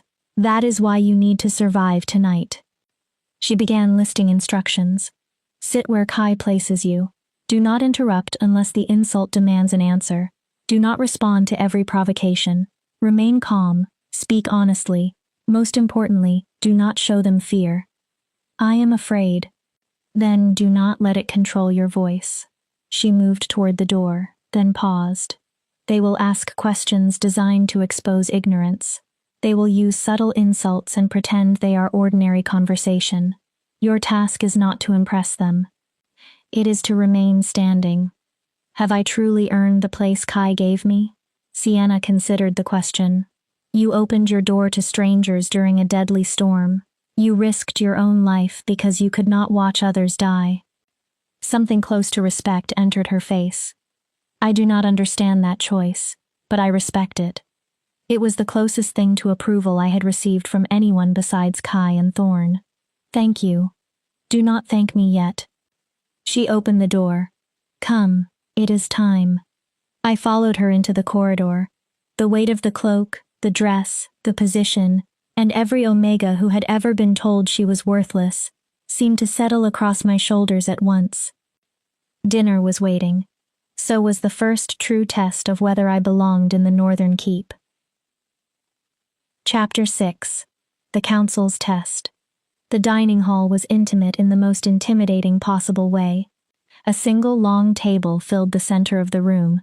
It had been carved from dark wood and polished until candlelight shone across its surface like water. Silver holders lined the table, Flames flickered against stone walls covered in tapestries of ancient victories. 20 chairs surrounded it. 17 were already occupied when Sienna led me inside. Every conversation stopped. Every face turned toward me. I felt their judgment as clearly as touch. They examined my dress, my cloak, my posture, and the distance between me and Sienna. They were searching for weakness. At the head of the table, Kai met my eyes. The pressure in my chest eased slightly. He stood. Because he rose, everyone else was forced to stand with him. The gesture was simple. The message was not. Counselors, honored guests, Kai said. His voice carried easily through the room. This is Vera, healer to my inner pack and the newest member of our court. He indicated the empty chair at his right. It was the place of highest honor, usually reserved for the second or most trusted advisor. Giving it to me announced my rank more clearly than any speech could have. It also placed a target directly over my heart. I crossed the room with my head raised while every gaze followed me. Kai pulled out the chair. Another deliberate mark of respect. I sat, and only then did the rest of the table settle. Allow me to make the introductions, Kai continued. He began with Sienna, seated 3 places away. You have met my senior advisor. Then he gestured to my left. Thorn, my second. Thorn grinned, the scar on his cheek shifting with the expression. We are already closely acquainted. Several members of the inner pack laughed softly. The others remained expressionless. Kai moved around the table, naming military leaders, trade negotiators, council members, and representatives from the territories. The titles blurred together beneath my anxiety. The final introduction caught my full attention. And our guest from the Eastern Pack, Alpha Dominic, who is here to negotiate trade agreements between our territories. The man at the far end of the table looked to be near 50. Silver threaded his dark hair. He wore green and gold, and his eyes held the cold calculation of a predator measuring prey. Something about the way he watched me made my skin tighten. An Omega healer, Dominic said. His tone was smooth and sweet in the way poisoned honey might be sweet. How progressive, Alpha King. He leaned back. I admit I am surprised to see one seated at your council table. In the Eastern Territories, Omegas serve the pack more effectively in traditional positions. The challenge came before the first course. In the Northern Pack, Kai replied pleasantly, competence carries more weight than tradition. Vera saved 25 members of my inner pack during the blizzard. She earned her chair. Saved? Dominic repeated. Or provided a warm room. Surely any Omega with a fire could have offered shelter. Thorn went still beside me. The tension across the table sharpened. Dominic was not only insulting me, he was testing Kai, searching for weakness in his judgment. Actually, I said. My voice sounded steadier than I felt. I treated severe battlefield injuries and advanced hypothermia. 3 wolves would have died without immediate intervention. I met Dominic's gaze. So no, Alpha Dominic. Not every Omega with a warm fire could have done the same. Silence cut across the room. I had contradicted a visiting Alpha. I had spoken without invitation. I had likely broken more rules than Sienna had managed to explain. But I was tired of allowing others to reduce what I had done to luck. Dominic's eyes narrowed. You have spirit. I wonder whether that spirit is supported by genuine skill or merely confidence in basic healing knowledge. I wonder whether visiting alphas commonly insult their hosts' advisors before dinner begins, I replied, keeping my tone even, or whether that custom belongs only to the Eastern Pack. Thorn made a strangled sound beside me. Several wolves lowered their faces to hide smiles. Sienna looked caught between admiration and alarm. Kai's expression remained unreadable, but approval flashed briefly in his eyes. My apologies, Dominic said, though his voice carried none. I only meant to understand what qualifies you for such unusual status. Omega healers are common. Omega healers with council rank are not. Then perhaps your experience is too narrow, Kai said quietly. The world is changing, Dominic. Packs that hold too tightly to old customs often discover they have been left behind. The warning was unmistakable. The Eastern Pack needed the trade agreement. Dominic's ability to negotiate depended on Kai's favor. Dominic inclined his head. I look forward to seeing the world you are creating. I hope it is more stable than it appears. Servants entered with the first course, allowing the conversation to shift toward hunting, weather, and territorial news. The tension did not disappear. I ate without tasting anything, aware of every movement I made. Wolves continued to study me, deciding whether I was an asset or a dangerous weakness. Kai spoke easily with his advisors, but I gradually noticed what he was doing.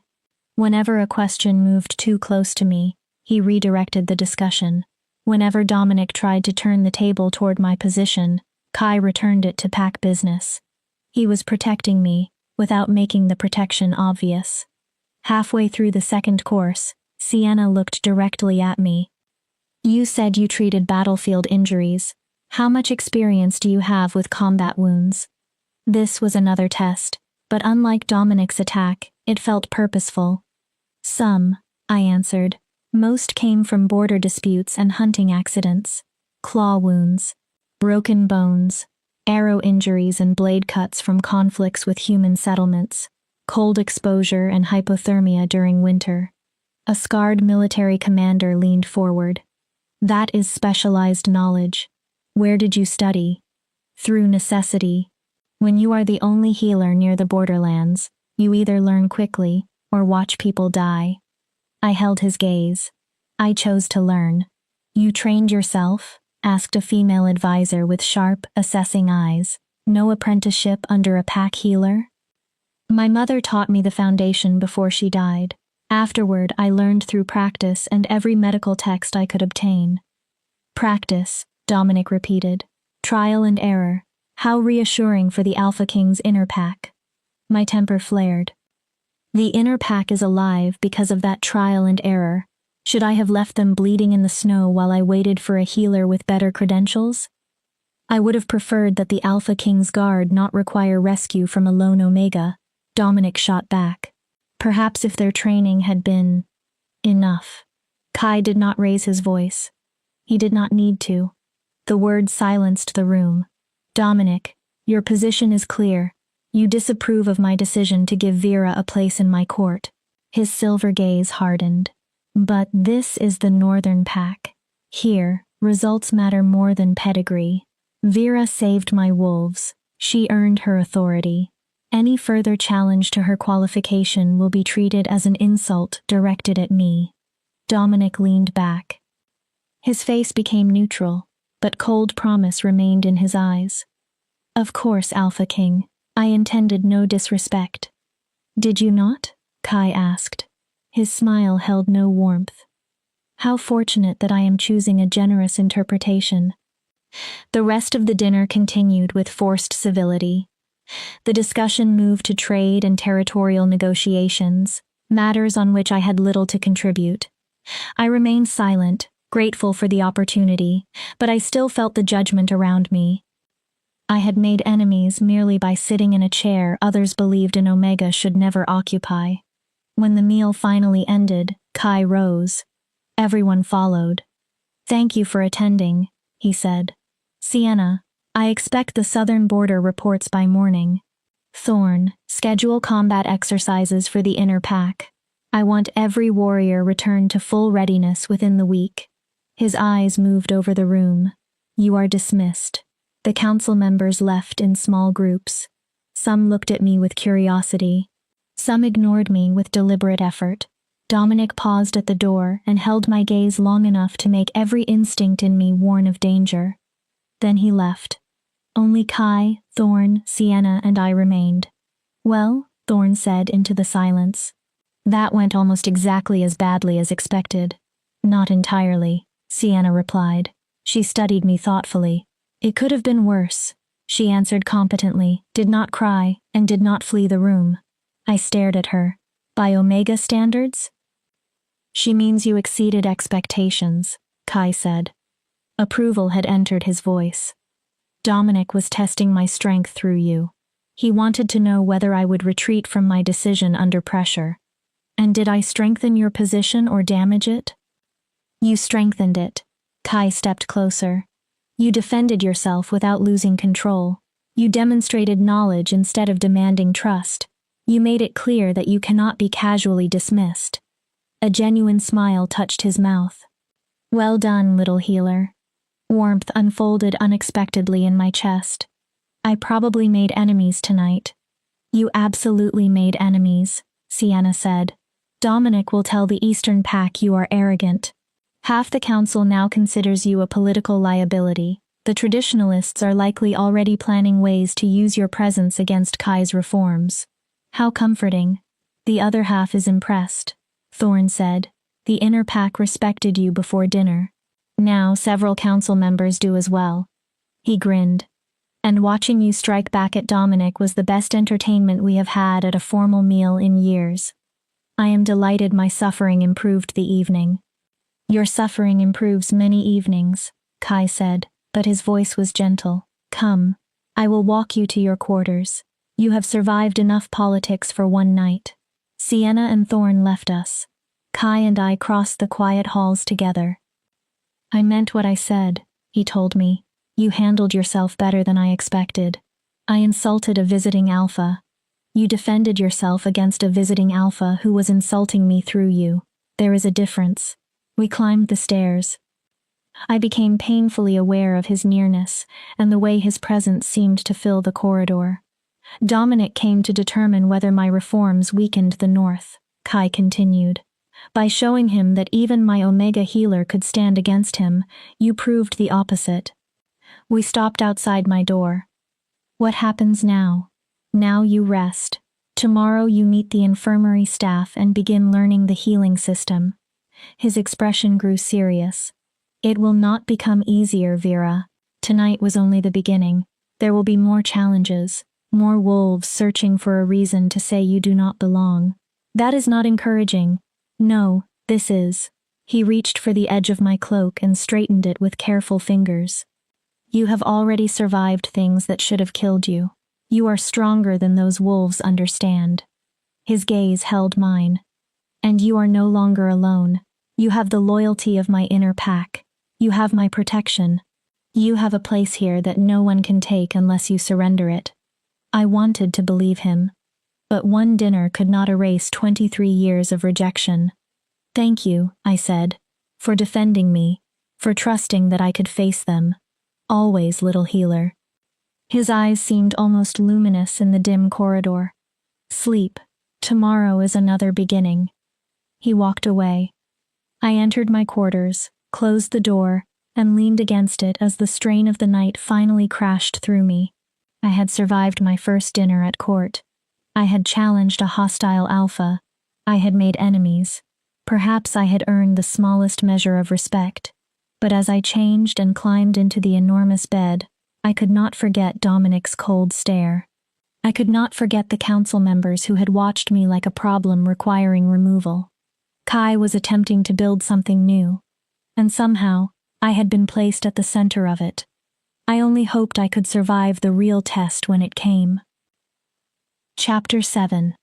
The Breaking Point. The next 3 weeks passed in a blur of unfamiliar demands. Kai kept his promise and gave me control of the healing facilities. The main infirmary was larger than the shelter I had left behind. Shelves held medicines I had only read about. Cabinets overflowed with clean bandages, surgical tools, dried herbs, tinctures, and equipment that would have taken me years to collect alone. 3 assistant healers worked beneath me. They regarded me with different mixtures of curiosity, doubt, and reluctant respect. I buried myself in the work. Work was safe. Injuries made sense. Fever followed patterns. Wounds could be cleaned, stitched, wrapped, and watched. Supplies could be counted and organized. Court politics obeyed no rules I understood. The traditionalists attacked through 1,000 small injuries. They forgot to include me in meetings that involved the infirmary. They questioned my treatment decisions in front of patients. During council discussions, they spoke over me, or dismissed my conclusions as the Omega's view, giving the phrase just enough contempt to make its meaning clear. I endured it. I kept my head down. I treated my patients. I reminded myself that competence would eventually speak louder than prejudice. The visiting delegations were harder. News had spread through the 5 territories that Kai had given council status to an Omega who could not shift. Some packs sent representatives because they were genuinely interested in his reforms. Others came searching for proof that the Northern Pack had become weak. Each visit brought another test, another question asked with a smile, another insult disguised as tradition, another wolf waiting for me to stumble. Kai defended me every time, publicly, firmly, without hesitation, and I began to hate it, not because I was ungrateful. His protection mattered. But every time he stepped in, I felt less like an advisor and more like a burden he was forced to carry, less like a healer and more like a political symbol he had to protect from being shattered. It made the traditionalists appear correct. I was the weakness their king constantly had to shield. Everything finally broke during my 4th week at the keep. The afternoon was gray and bitterly cold. I was in the infirmary stitching a deep cut across a young guard's arm. He claimed it came from a training accident. The wound looked more like a deliberate blade strike, but I did not press him while he was tense beneath my hands. I had nearly finished the final stitch when the infirmary door slammed open. 3 wolves entered wearing the insignia of the council guard. The man leading them was Gareth, a senior traditionalist I recognized from council sessions. From the first day, he had made his opinion of me clear. Omega, he said. He did not use my name. You are required in the main hall. The council is in session. I kept my eyes on the wound. I am treating a patient. The council can wait. It cannot. Gareth moved closer. The Alpha King has ordered your immediate attendance. That made me pause. Kai knew better than to interrupt treatment for politics. He had specifically declared that medical care took priority unless there was a true emergency. What happened? I tied the last stitch and reached for a bandage. The council has concerns about your handling of the Eastern Infirmary's supplies. Questions have been raised about your competence. My hands stilled. 2 weeks earlier, I had reorganized the Eastern Infirmary's stock, after discovering it held far more medicine than its patient volume required, while the main facility was rationing critical supplies. I redistributed the excess according to need. It was logical, necessary. Patient care had already improved. It had also humiliated Aldrich, the healer who had managed the Eastern facility for decades. He was a traditionalist who believed Omegas should never control medical decisions. My competence, I repeated. Based on what evidence? That is what the council wants to discuss. Gareth's smile turned cold. Unless you intend to refuse a direct summons from the Alpha King. It was a trap. I could feel the shape of it. Refusing would only give them more ammunition. Fine. I secured the guard's bandage, removed my blood-stained apron, and washed my hands. Take me there. The walk to the main hall felt like a march toward execution. Wolves stopped to watch us pass. Curiosity filled some faces. Satisfaction appeared on others. The rumor had already spread. The Omega was finally being called to account. When the doors opened, I understood how carefully the confrontation had been arranged. The hall was crowded. Not only council members but dozens of other wolves had gathered to witness whatever humiliation had been prepared. Kai stood at the front of the room. His face revealed nothing. Sienna stood beside him, equally controlled.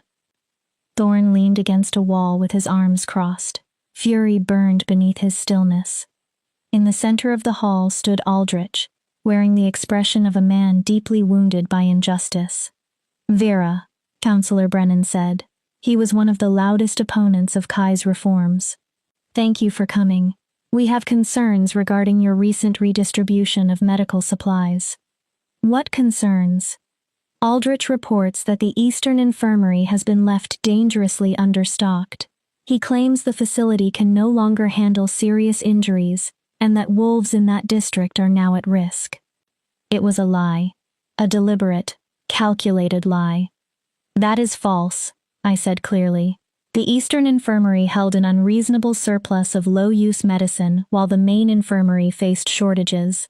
I moved supplies according to patient volume and treatment needs. I looked at Aldrich. The Eastern facility has everything required to function safely. It simply no longer has enough surplus to supply the entire keep twice over. You question my professional judgment? Aldrich demanded. I have served as a pack healer for 30 years. You are an untrained Omega who has been here for less than a month, and you believe you understand my facility better than I do? The supply records speak for themselves. Your infirmary had enough fever medicine to treat every wolf in the keep while the main facility was rationing it. That is not responsible management. That is your interpretation, Brennan said smoothly. The interpretation of an Omega with no formal education, no recognized apprenticeship, and very little experience overseeing a pack-wide medical system. Sienna's voice cut in. She has the Alpha King's authority. Does she? Brennan turned toward Kai with an expression of carefully constructed concern. Alpha King, with respect, this situation illustrates what many of us have tried to explain. Giving unprecedented control to an unqualified Omega creates danger, regardless of her intentions. His tone remained calm and reasonable. She saved members of the inner pack during the storm, and for that we are grateful. But gratitude should not replace judgment. Some responsibilities require more than compassion and good fortune. Kai's voice became dangerously soft. Are you suggesting my judgment was mistaken? I am suggesting the debt has been honored. Brennan spread his hands. Vera has received protection, status, and recognition. She could continue healing under proper supervision, but council authority and unrestricted access should belong to wolves who have proven themselves over years of service, not through one dramatic rescue. My stomach turned cold. This had never been about supplies. The entire hearing had been designed to remove my authority and force me into the role they believed an Omega deserved. Useful, silent, subordinate. I looked at Kai. He was watching me instead of Brennan. Something in his eyes stopped me. He was waiting to see whether I would defend myself or stand silently until he rescued me again. Anger surged through every layer of exhaustion. I was angry at the constant tests, angry at having to prove my right to breathe inside every room I entered, angry at the wolves who treated my existence as a threat, and angry at Kai for placing me at the center of a battle I had never chosen. You want to discuss judgment? I said. My voice came out harder than I expected. Then let us discuss it. I faced the council. Aldrich stockpiled medicine in a facility treating perhaps 20 wolves a month, while the main infirmary, which treats hundreds, ran critically short. That is not careful medical planning. It is pride and territorial control placed above patient safety. How dare you? Aldrich began. I am not finished. The force in my voice shocked even me. I turned to Brennan. You say I lack education and experience. You are correct. I taught myself, because no one believed a human-locked Omega deserved formal training. I felt every eye in the hall. But I learned something your experienced healer apparently forgot. Medicine exists to save lives. It is not a symbol of rank. It is not property to be hidden so one facility appears more important than another. This arrogance proves our concern, Brennan said. You want to remove my authority? The words came sharp as a blade. Fine, but stop pretending this is about qualifications. You cannot tolerate seeing an Omega hold rank equal to yours. The hall went still. You cannot bear the thought that someone you consider broken and worthless became more valuable to this pack in one night than you have managed to become through years of protecting your position. Silence swallowed the room. I knew I had gone too far. I no longer cared. You are correct about one thing, I continued, my voice beginning to shake. I do not belong here. Pain cracked through the anger. Not because I am incapable, because I am exhausted. I looked around at the faces watching me. I am exhausted by the tests, the whispers, the meetings where I am ignored, and the wolves waiting for me to fail. I have spent 4 weeks trying to prove I deserve the position I was given. My throat tightened. It will never be enough. You decided what I was before I entered this keep. Then I turned toward Kai. You wanted me to become proof that your reforms work, a symbol that Omegas can possess value in your new system. My voice broke despite my effort to control it. But I am not a symbol, I am a person, and I cannot keep serving as your political declaration while everyone around me waits for me to collapse. Kai's face remained unreadable. Something flashed in his silver eyes. Surprise. Perhaps pain. I faced Brennan again. So here is my response. You want my authority removed? Consider it surrendered. You want me placed beneath supervision? You have won. I reached for the silver clasp at my throat. I will work as an ordinary healer under whatever rules make you comfortable, but I am finished trying to become something I was never allowed to be. I removed the midnight blue cloak. The cloak that announced rank, protection, and value. I laid it carefully on the table. Thank you for the opportunity, Alpha King, but I believe we both know this was a mistake. Then I walked out. No one stopped me. I crossed the hall through complete silence, past the staring wolves, and did not look back. I made it halfway to my quarters before the fury collapsed into grief. I had tried. I had given everything, and I had still failed. I was so lost in the thought that I did not hear the footsteps behind me until a hand closed around my arm. I spun around, expecting Kai, Sienna, or Thorn. Instead, I found Dominic. The visiting Alpha had remained at the keep, watching the fracture with those cold, calculating eyes. That was quite a performance, he said. His smile made my skin crawl. Are you always so determined to destroy yourself, little Omega? Or is that a gift the Northern Pack brought out in you? I tried to pull away. His grip tightened just enough to make the message clear. What do you want? To offer you another path. Predatory interest shone in his eyes. You obviously do not belong here. The Northern Pack does not appreciate what you can offer. He leaned closer. The Eastern Territories understand the value of talented healers, especially those with your courage. Understanding came quickly. You want me to defect. I want to free you from the gilded cage Kai built around you. Dominic's voice became persuasive. Come east. No endless council tests. No pressure to become a symbol. No pretending to be something you are not. Honest work, proper payment, and freedom from judgment. The offer struck every wound the council had opened. For one dangerous moment, it tempted me. Then the same instinct that had made me open my shelter door warned that his kindness concealed teeth. No. I forced the word out clearly. Thank you, but no. His expression hardened. Think carefully. You publicly challenged the council, insulted senior wolves, and rejected the Alpha King's protection. You destroyed your position in one speech. His grip tightened again. There is no path back from this. You are finished in the North. Then I am finished. I tore my arm free. But I am not going east with you. Pity. Dominic stepped away. I would have treated you better than Kai ever could. His smile became thin and cruel. But if you prefer to fall beside the Northern Pack's failed experiment, that is your decision. He walked away. I remained in the corridor, shaking from anger and adrenaline, certain that I had made everything worse. I did not return to my quarters. Instead, I went to the infirmary and hid in a narrow supply room where no one would expect to find me. I sat on the floor among folded bandages and sealed jars, wrapped my arms around my knees, and finally allowed myself to break. I had fought so hard to belong.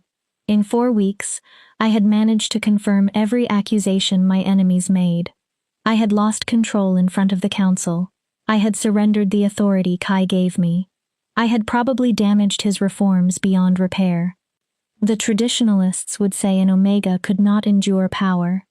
They would say Kai had been blinded by gratitude. They would say I was exactly what they had always believed: broken, arrogant, unfit. The door opened. I kept my head lowered. I could not bear to see Kai coming to dismiss me, Sienna arriving to explain how much damage I had caused, or Thorn realizing his faith in me had been misplaced. Little healer. Kai's voice was quiet and careful. We need to speak. I know. I stared at the floor. I will pack. I will leave without causing more trouble. Look at me, Vera. I did not want to. His tone made refusal impossible. I lifted my head. Kai crouched in front of me, still wearing his formal council clothes. His silver eyes held an emotion I could not identify. You are not leaving. I blinked. What? You are not packing, you are not surrendering your rank, and you are not allowing Brennan's faction of cowards to convince you that you are small. His voice was firm, but gentleness ran beneath it. Do you know what I saw in that hall? I shook my head. I saw an Omega stand against a coordinated attack from some of the strongest political wolves in my court. He moved closer. I saw you defend your choices with records, logic, and results. I saw you expose hoarding that endangered patients. His fingers touched my chin and lifted my face until I had no choice but to meet his gaze. And I saw you finally stop waiting for me to rescue you. His eyes burned into mine. You rescued yourself. But I failed. I surrendered everything. You claimed your agency, he corrected. You told me and the council that you refused to exist as a political object. You defined your boundaries. His voice softened. That is not failure, Vera. That is exactly the strength I am trying to build into this pack. The council will never accept me now. I insulted them. The council will accept the truth. A sharp smile touched his mouth. And the truth is that you were right. Aldrich hoarded supplies. His pride damaged patient care. Brennan organized the hearing because he wanted your authority removed. Kai rose and pulled me up with him. Your full position is restored. I stared at him. You cannot simply do that. They will revolt. Let them. His silver eyes became fierce. I have tolerated the traditionalists because I believed gradual change would bring them with us. Tonight proved they do not intend to adapt. They intend to undermine every reform until nothing remains. What are you going to do? Call their bluff. He released my hand, but remained close. Tomorrow, I will announce that any counselor unable to work with you may resign. The reforms are permanent. The Northern Pack moves forward, or it does not move at all. His gaze held mine. And you are going to stop apologizing for occupying the space you earned. What if I cannot? The question escaped small and broken. What if they are right? What if I am only pretending to be someone stronger than I am? Kai raised both hands and held my face. The gentleness of the gesture almost destroyed the last of my control.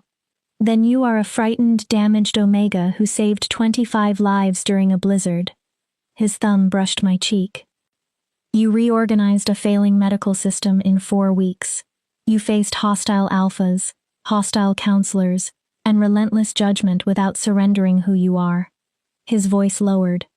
You are allowed to be tired. You are allowed to become angry. You are even allowed to doubt yourself. He drew closer. But you are not allowed to give up. Not when we are this close. Close to what? To proving that another way can survive. To creating a pack where birth does not determine value. He paused. And perhaps, if I am honest, close to something that has nothing to do with politics. The air between us changed. His silver eyes searched mine. I have spent 4 weeks watching you remain brave when every part of you wanted to run. I am beginning to think. He stopped. Think what? I whispered. That conversation comes later. Kai lowered his hands. First, we survive tomorrow's council meeting. A rare uncertainty entered his smile. After that, we will see. He left before I could question him. I stood alone among the medical supplies, my heart racing and my world shifting beneath my feet. Tomorrow, the real fight would begin. But this time, I would not face it alone. Chapter 8. The Alpha King's Choice. I did not sleep that night. I sat beside the window and watched the moon cross the mountains, while every moment of the council disaster replayed in my mind. Every word I had thrown like a weapon. Every alliance I might have damaged. Every way I could have ruined what Kai had spent 15 years building. Beneath all of it waited the sentence he had left unfinished in the supply room. After that, we will see. See what? What had he almost admitted before he stopped himself? Dawn came too quickly, turning the mountain peaks gold and crimson. I dressed carefully in the same midnight blue gown, but I left the cloak folded on the table. If Kai required me at the council meeting, I would attend, but I would go as myself, not as proof of his reforms, not as a symbol placed in a chair for political effect, only as Vera, the healer who had somehow become part of a revolution she never asked to lead. A knock came precisely at sunrise. I expected Thorn or Sienna. Kai stood outside. He still wore the formal clothes from the previous night. The shadows beneath his eyes suggested he had slept no more than I had. "Walk with me," he said. This time it was clearly a request. I followed him through quiet corridors and down a staircase I had never used. At the end of a narrow passage, he opened a door onto a balcony facing east. The view stopped me. Mountain ranges stretched beyond sight. Dawn light touched the highest peaks while the valleys remained filled with blue shadow. The world below looked endless and untouched. "My father brought me here," Kai said. He rested his hands on the stone railing. Usually after he had beaten me for some failure he invented. My chest tightened. He would stand in this exact place and tell me weakness was unforgivable, mercy was stupidity, a true alpha ruled through terror. His jaw hardened. Then he made me watch while he punished whichever servant or Omega had shown me kindness. "Kai, I am not telling you this because I want sympathy." He turned, and old pain haunted his silver eyes. "I am telling you because you need to understand the enemy I have been fighting, not only rebels or hostile packs. My father's legacy still lives inside this keep." He looked back over the mountains. Some wolves remain convinced his methods were right. They believe my reforms are weakness. They want Omegas reduced to property again. "I know that world," I said. "I lived in it before you found me." "Yes." He faced me again. "And that is why what I told you last night was not entirely true." My stomach dropped. "What part?" "The part about you being a political symbol." He drew a slow breath. "When I first brought you here, that was exactly how I saw the opportunity. An Omega had saved my inner pack. If I gave her rank and she succeeded, she would prove that compassion and competence mattered more than bloodline." His mouth tightened with self-disgust. "I thought it was perfect. And now? Now I understand how unfair it was." He stepped closer. "I used your gratitude and your isolation. I placed you in the center of a political war and expected you to survive every attack because I needed your success." His voice became rougher. "Last night, when you removed that cloak and said the entire arrangement was a mistake, part of you was right. The words hurt even though I had said them first. Not the part that called you unqualified," he continued. "Not the part that claimed you did not belong." He held my gaze. "You were right that I turned you into a symbol before I allowed you to be a person." For a moment, neither of us spoke. He was the Alpha King. He could have defended every choice, blamed the council, and demanded obedience. Instead, he was admitting fault. "What happens now?" I asked. "Now I give you a real choice." He came to stand directly before me. "Not the false choice at your shelter. Not come with me or live beneath 300 guards." His expression was completely open. "A genuine choice." He paused. "Stay." The single word carried more weight than any command. "Stay as my healer, with the authority you earned through your own work. Help me build this pack into something better." Something vulnerable crossed his face. "And allow me to know you as Vera, not the Omega who saved my wolves, The woman who reads medical texts beside the fire, rearranges supply rooms with terrifying efficiency, and argues with me when she believes I am wrong. My heart began beating faster. Or leave. He said it without hesitation, though pain flickered behind the words. I will provide supplies, protection, and a home in any territory you choose. The debt is settled. No guard will follow you, no obligation will bind you. His voice softened. You may go wherever you wish and become whoever you choose. And what do you want? Kai looked at me for a long moment. I want to hope you stay. The honesty in his voice stole my breath. Not because you owe me, not because of duty or politics. His eyes searched mine. Because you want to, because you see something here worth choosing. I thought of my shelter. The life there had been quiet, safe in its own narrow way. If I left the keep, I could return to obscurity and never again have to prove myself before a council. Then I thought of the infirmary, of the patients who had begun to trust me, of Thorne's friendship and Sienna's reluctant respect, of the changes already improving lives, and of Kai looking at me as though he saw what I could become rather than what I lacked. I want to tell you a riddle, I said. He blinked. A riddle? One my mother taught me. I moved beside him at the railing.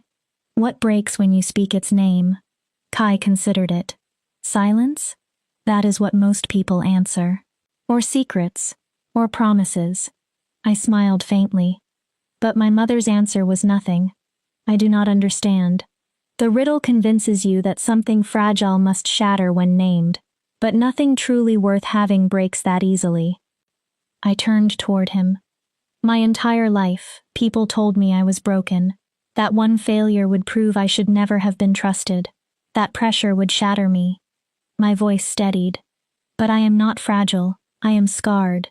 I am tired, I am afraid of failing. I held his gaze. But I do not shatter. I know. Do you? He went still. For 4 weeks, you protected me from every difficult moment. You defended me before I could speak. I appreciate why you did it. I searched for the right words, but it made me feel as though you expected me to break, as though you trusted your protection more than my strength. I was trying to help. I know. I moved closer. What I need is not someone who stands in front of me every time danger appears. My voice softened. I need someone who trusts me to fight, someone who stands beside me, someone who believes I am strong enough even when I am frightened. Kai studied me in silence. Then a slow smile changed his face. Warm, genuine, almost relieved. You are right. He held out his hand. I treated you like a wolf who needed rescue when what you needed was support. His palm remained open between us. So this is my promise. If you stay, I will not hide every battle from you. I will stand with you through them. His silver eyes held mine. I will not make choices for you. I will trust you to make your own, and I will not demand perfection. You may be exactly who you are. I looked down at his hand. This man had brought me north through manipulation and impossible expectations. He had also seen value in me before I could see it in myself. He had defended me with everything he possessed. Now he was offering something different from protection. Partnership. I placed my hand in his. I am staying. His fingers closed around mine. Not because of debt, not because I owe you. I drew a breath. I am staying because I want to discover what we can build. The pack? He asked. The reforms. The infirmary. All of it. And us? The question was quiet, uncertain, more vulnerable than anything I had ever heard from him. I do not know what us means yet, I admitted. I am still learning who I am here. Adding something more feels overwhelming. I understand. He did not release my hand. May I tell you what I see now when I look at you? You already have. Strength, courage. No. He stepped nearer. That was what I saw first. His thumb moved slowly across the back of my hand. Now I see someone who makes me want to become better, someone who forces me to live by my ideals instead of merely declaring them. His voice dropped. You look at me and see Kai, not a king, not a reformer, not a son trying to escape his father's shadow. My breath caught. Kai, I am not asking you for an answer. He spoke quickly, as if afraid I might pull away. I am only giving you the honesty you deserve. I brought you here for political reasons. His eyes darkened with feeling. But I want you to remain for personal ones. The world seemed to narrow to the space between us. If one day you want to discover what us could mean, I will wait. How long? As long as you need. I should have retreated. An Omega and an Alpha King stood on opposite sides of a power imbalance, too dangerous to ignore. Gratitude, proximity, and crisis could all imitate feelings that were not real. Instead, I tightened my hand around his. Ask me again in 6 months. His brows lifted. When I understand my place here. When we survive whatever disaster today's council creates. When we can be certain this is not gratitude or the intensity of what happened. A crooked smile appeared. I can wait 6 months, little healer. I could wait 6 years. Begin with 6 months. Warmth opened in my chest. We stood together while the sun rose over the mountains, our hands still joined. It was not love, not yet, but it was the possibility of love, a beginning built from honesty, trust, and enough space to grow. We should go, Kai said at last. The council will be gathering. Are you truly going to make them choose between supporting the reforms and resigning? Yes. His expression hardened. I have compromised too long. The traditionalists will never accept the changes. They will keep attacking individual wolves until the structure collapses. He looked at me. It is time to draw a line, and I need you beside me when I do it. Beside you, I repeated. Not behind me. Then that is where I will stand. We walked through the keep together. Wolves stopped and stared as we passed. This time, I did not lower my eyes. Kai did not walk ahead to shield me. He did not put his body between me and every judgmental glance. He simply remained beside me. The council chamber was full when we arrived. Brennan and his faction occupied one side. Sienna and the strongest reformists sat opposite them. Several undecided members filled the spaces between. The battle lines were visible. Dominic had also returned, watching with open calculation. He had probably come hoping to see the northern pack tear itself apart. Kai did not sit in the high chair. He stood in the center of the room, commanding attention without needing a throne. Thank you for coming, he said. His voice filled the chamber. Last night revealed that this pack has reached a crossroads. Today, we decide which direction we take. Alpha King, Brennan began. If this concerns the Omega's outburst, it concerns far more.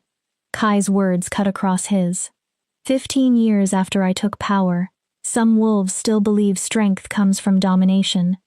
They call compassion weakness.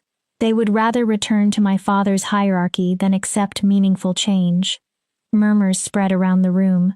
Last night, you organized a public attack on my healer. Kai fixed his silver gaze on Brennan. You used false claims about medical supplies to question her competence. You filled the hall with witnesses so her humiliation would become spectacle. His voice remained calm. You attempted to prove she did not belong. He paused. In doing so, you proved that the greatest threat to this pack is not an Omega holding council rank. It is a group of traditionalists willing to endanger patient care to defend their own status. That is unfair, one counselor protested. Is it? Sienna asked. Her green eyes flashed. Brennan has excluded Vera from meetings, undermined her orders, and spread doubt about her competence for weeks. Meanwhile, treatment times improved. Supply waste decreased. The infirmary now handles more patients safely than it did before she arrived. She is still untrained, Brennan snapped. Her success could be luck. The first serious failure will expose. When something goes wrong, I will handle it, I said. Every face turned toward me. Just as I handled the storm, just as I handled the infirmary, just as I handled every challenge you arranged during the last 4 weeks. Brennan's face reddened. You surrendered your position. You have no right to speak in this chamber. I did not surrender. I stepped forward. I set a boundary. I refused to remain your political target. My voice stayed level. That is called self-respect, counselor. You may wish to develop some. Shock moved through the room. A few wolves hid laughter. Kai's expression remained controlled, but approval warmed his eyes. Here is what happens now, he said. The chamber quieted. The reforms are permanent. His voice struck with the force of law. Omegas who demonstrate skill may hold authority. Betas may speak in council. Rank will be determined by merit, loyalty, and service rather than bloodline alone. He looked from one traditionalist to the next. Any wolf who cannot accept that direction may leave the northern pack and find a territory aligned with older values. The chamber erupted. Voices rose from every side. Some wolves shouted support. Others protested. Brennan stood with fury burning across his face. You cannot exile half your council for disagreement. That is tyranny. I am not exiling anyone, Kai replied. I am offering a choice. His tone remained calm. Stay and help build the pack I lead, or leave and seek a structure you believe in. What you may not do is remain here while undermining every reform through sabotage. What if we stay and vote against your policies? Another counselor demanded. Then vote against them. Kai's smile sharpened. That is the purpose of a council. Debate, disagree, compromise. His eyes moved across the chamber. But vote honestly, based on policy and pack welfare. Do not disguise prejudice as concern. Do not arrange attacks against individual wolves because you resent what their success represents. He turned slowly so every wolf could hear him. I became Alpha King to change this pack. I intend to create a place where value is not determined at birth. Omegas will have agency. Betas will have a voice. Every wolf will be given the opportunity to contribute according to ability. His expression hardened. That vision is not negotiable. Silence fell. If you can work within it, even when you disagree with individual decisions, I want you here. He looked directly at Brennan. If you fundamentally believe wolves like Vera deserve neither authority nor respect, then we have reached the end of our road together. For several long seconds, no one moved. Then Sienna stood. I support the Alpha King's vision. I always have. She glanced toward me. And for the record, Vera is the most effective healer this pack has had during my 15 years on the council. Thorn rose next. The inner pack stands with Kai. His gray eyes found mine. And with Vera. One by one the reformists stood. Then several moderates joined them. To my surprise, a few wolves I had assumed were traditionalists also rose. Their discomfort with change did not outweigh their loyalty to results. Brennan remained seated. 5 hardline counselors stayed with him. They exchanged glances in silent communication. At last, Brennan stood. Not in support. I cannot serve a pack that elevates Omegas above their proper station. His voice was rigid. I believe these reforms will weaken the North and invite challenges from territories that preserve natural hierarchy. He looked toward Kai. But I also believe in the old law that an alpha's command governs his territory. Brennan inclined his head. I will leave before the end of the week and seek a pack whose values align with mine.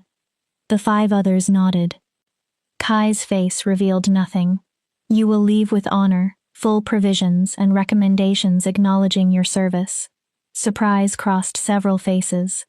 I reject your beliefs, Kai continued, but I will not erase the years you served this pack. Your departure will be dignified. Brennan seemed briefly unable to answer. It was more grace than I would have offered. Then I understood. Kai was proving that disagreement did not require cruelty. His new structure allowed dissent.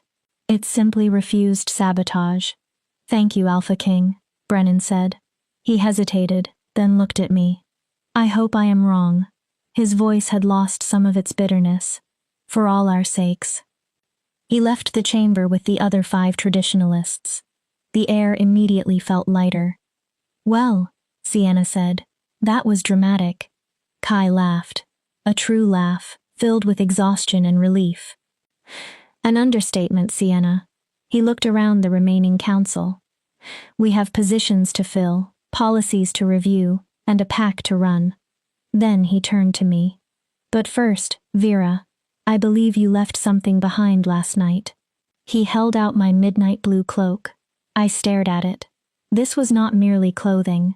It represented authority, protection, and a place at the council table. The first time I wore it, it had felt like a costume chosen for me. Now Kai was returning it after I had fought for the right to define what it meant. I took the cloak and fastened it around my shoulders. "Thank you. Always, little healer." His gaze held mine, warm with promise. Always. The council remained in session for 3 more hours. We discussed replacements, reviewed infirmary authority, and planned how to strengthen the reforms without turning every disagreement into a war. I heard only half of it. Part of me was still trying to understand what had changed. I had entered the keep as a frightened Omega who had pulled wolves from a storm. Then I became a political symbol. I was tested, dismissed, provoked, and nearly driven away. But I had survived. Not because I never faltered. Not because I was unbreakable. I survived because I remained myself even when being myself became the hardest choice available. 6 months later, I stood on the same eastern balcony. The keep had changed in dozens of visible and invisible ways. New healers had joined the infirmary. Some were Omegas. Others were Betas who had heard about the reforms and wanted to become part of them. Patient care had improved across every territory under Northern protection. The council functioned more smoothly without wolves dedicated to destroying the vision from within. I had changed as well. The midnight blue cloak no longer felt borrowed. I was Vera, healer to the inner pack and council member of the Northern Court. I was Thorn's friend and Sienna's trusted, if frequently challenged, ally. I knew the rhythm of the keep. I knew which council battles mattered, and which insults deserved silence. Most importantly, I knew my own worth. Not perfectly, but enough. "You are thinking too loudly." Kai's voice came from behind me. I could hear it from the corridor. I turned. He leaned against the doorway in council clothes, watching me with an expression that had become familiar over the previous months. Patient. Interested. Warm in a way he rarely allowed others to see. I was remembering. Dangerous habit. I smiled. 6 months ago, you stood here and told me to ask again. I remember. He came to the railing and stopped beside me, our shoulders nearly touching. "Are you asking?" I looked at him fully. At the Alpha King who had gambled his reforms on an Omega no one valued. At the man who had learned to stand beside me instead of in front of me. At Kai, who brought medical texts from distant territories, argued with me in council, and made me laugh when I least expected it. "I am asking." His attention sharpened. "What did you mean when you said you wanted to discover what us could become?" His smile arrived slowly. 6 months ago, I believed you were remarkable because you saved my inner pack. And now? Now I have nearly 1,000 other reasons. Such as? The ruthless way you organize supply cabinets. I laughed. The way you challenge me in council when you believe I am wrong. The way you treat every patient with the same care, including wolves who still question whether you deserve your rank. He turned toward me. The way you force me to become better, not only as a king, but as a man. My heart began to race. That is a great deal of remarkable. You are a great deal of remarkable, little healer. He lifted one hand and tucked a loose strand of hair behind my ear. His fingers lingered. So here is my question. His silver gaze searched mine. I said I would wait as long as you needed. I meant it. His voice became slightly unsteady. But I would like to stop waiting. I want to discover what this can be, what we can be. He paused. If you want it too. I thought of my mother's riddle. What breaks when you speak its name? Nothing worth having. I want it too. Kai's smile could have illuminated the entire fortress. Truly? Truly. But you need to understand something. What? I am still learning who I am. I will doubt myself. I will become tired. There will be days when I want to run back to the borderlands and hide inside my shelter. I held his gaze. I will not be easy. Good. He moved closer. Easy is dull. I prefer remarkable. Then he kissed me. At first, the kiss was gentle and uncertain, as though he feared I might step away. I did not. I leaned toward him, into the warmth of his body, and the promise we had spent 6 months refusing to name. The kiss deepened. All the tension, restraint, and possibility between us finally became real. When we separated, neither of us was breathing steadily. So,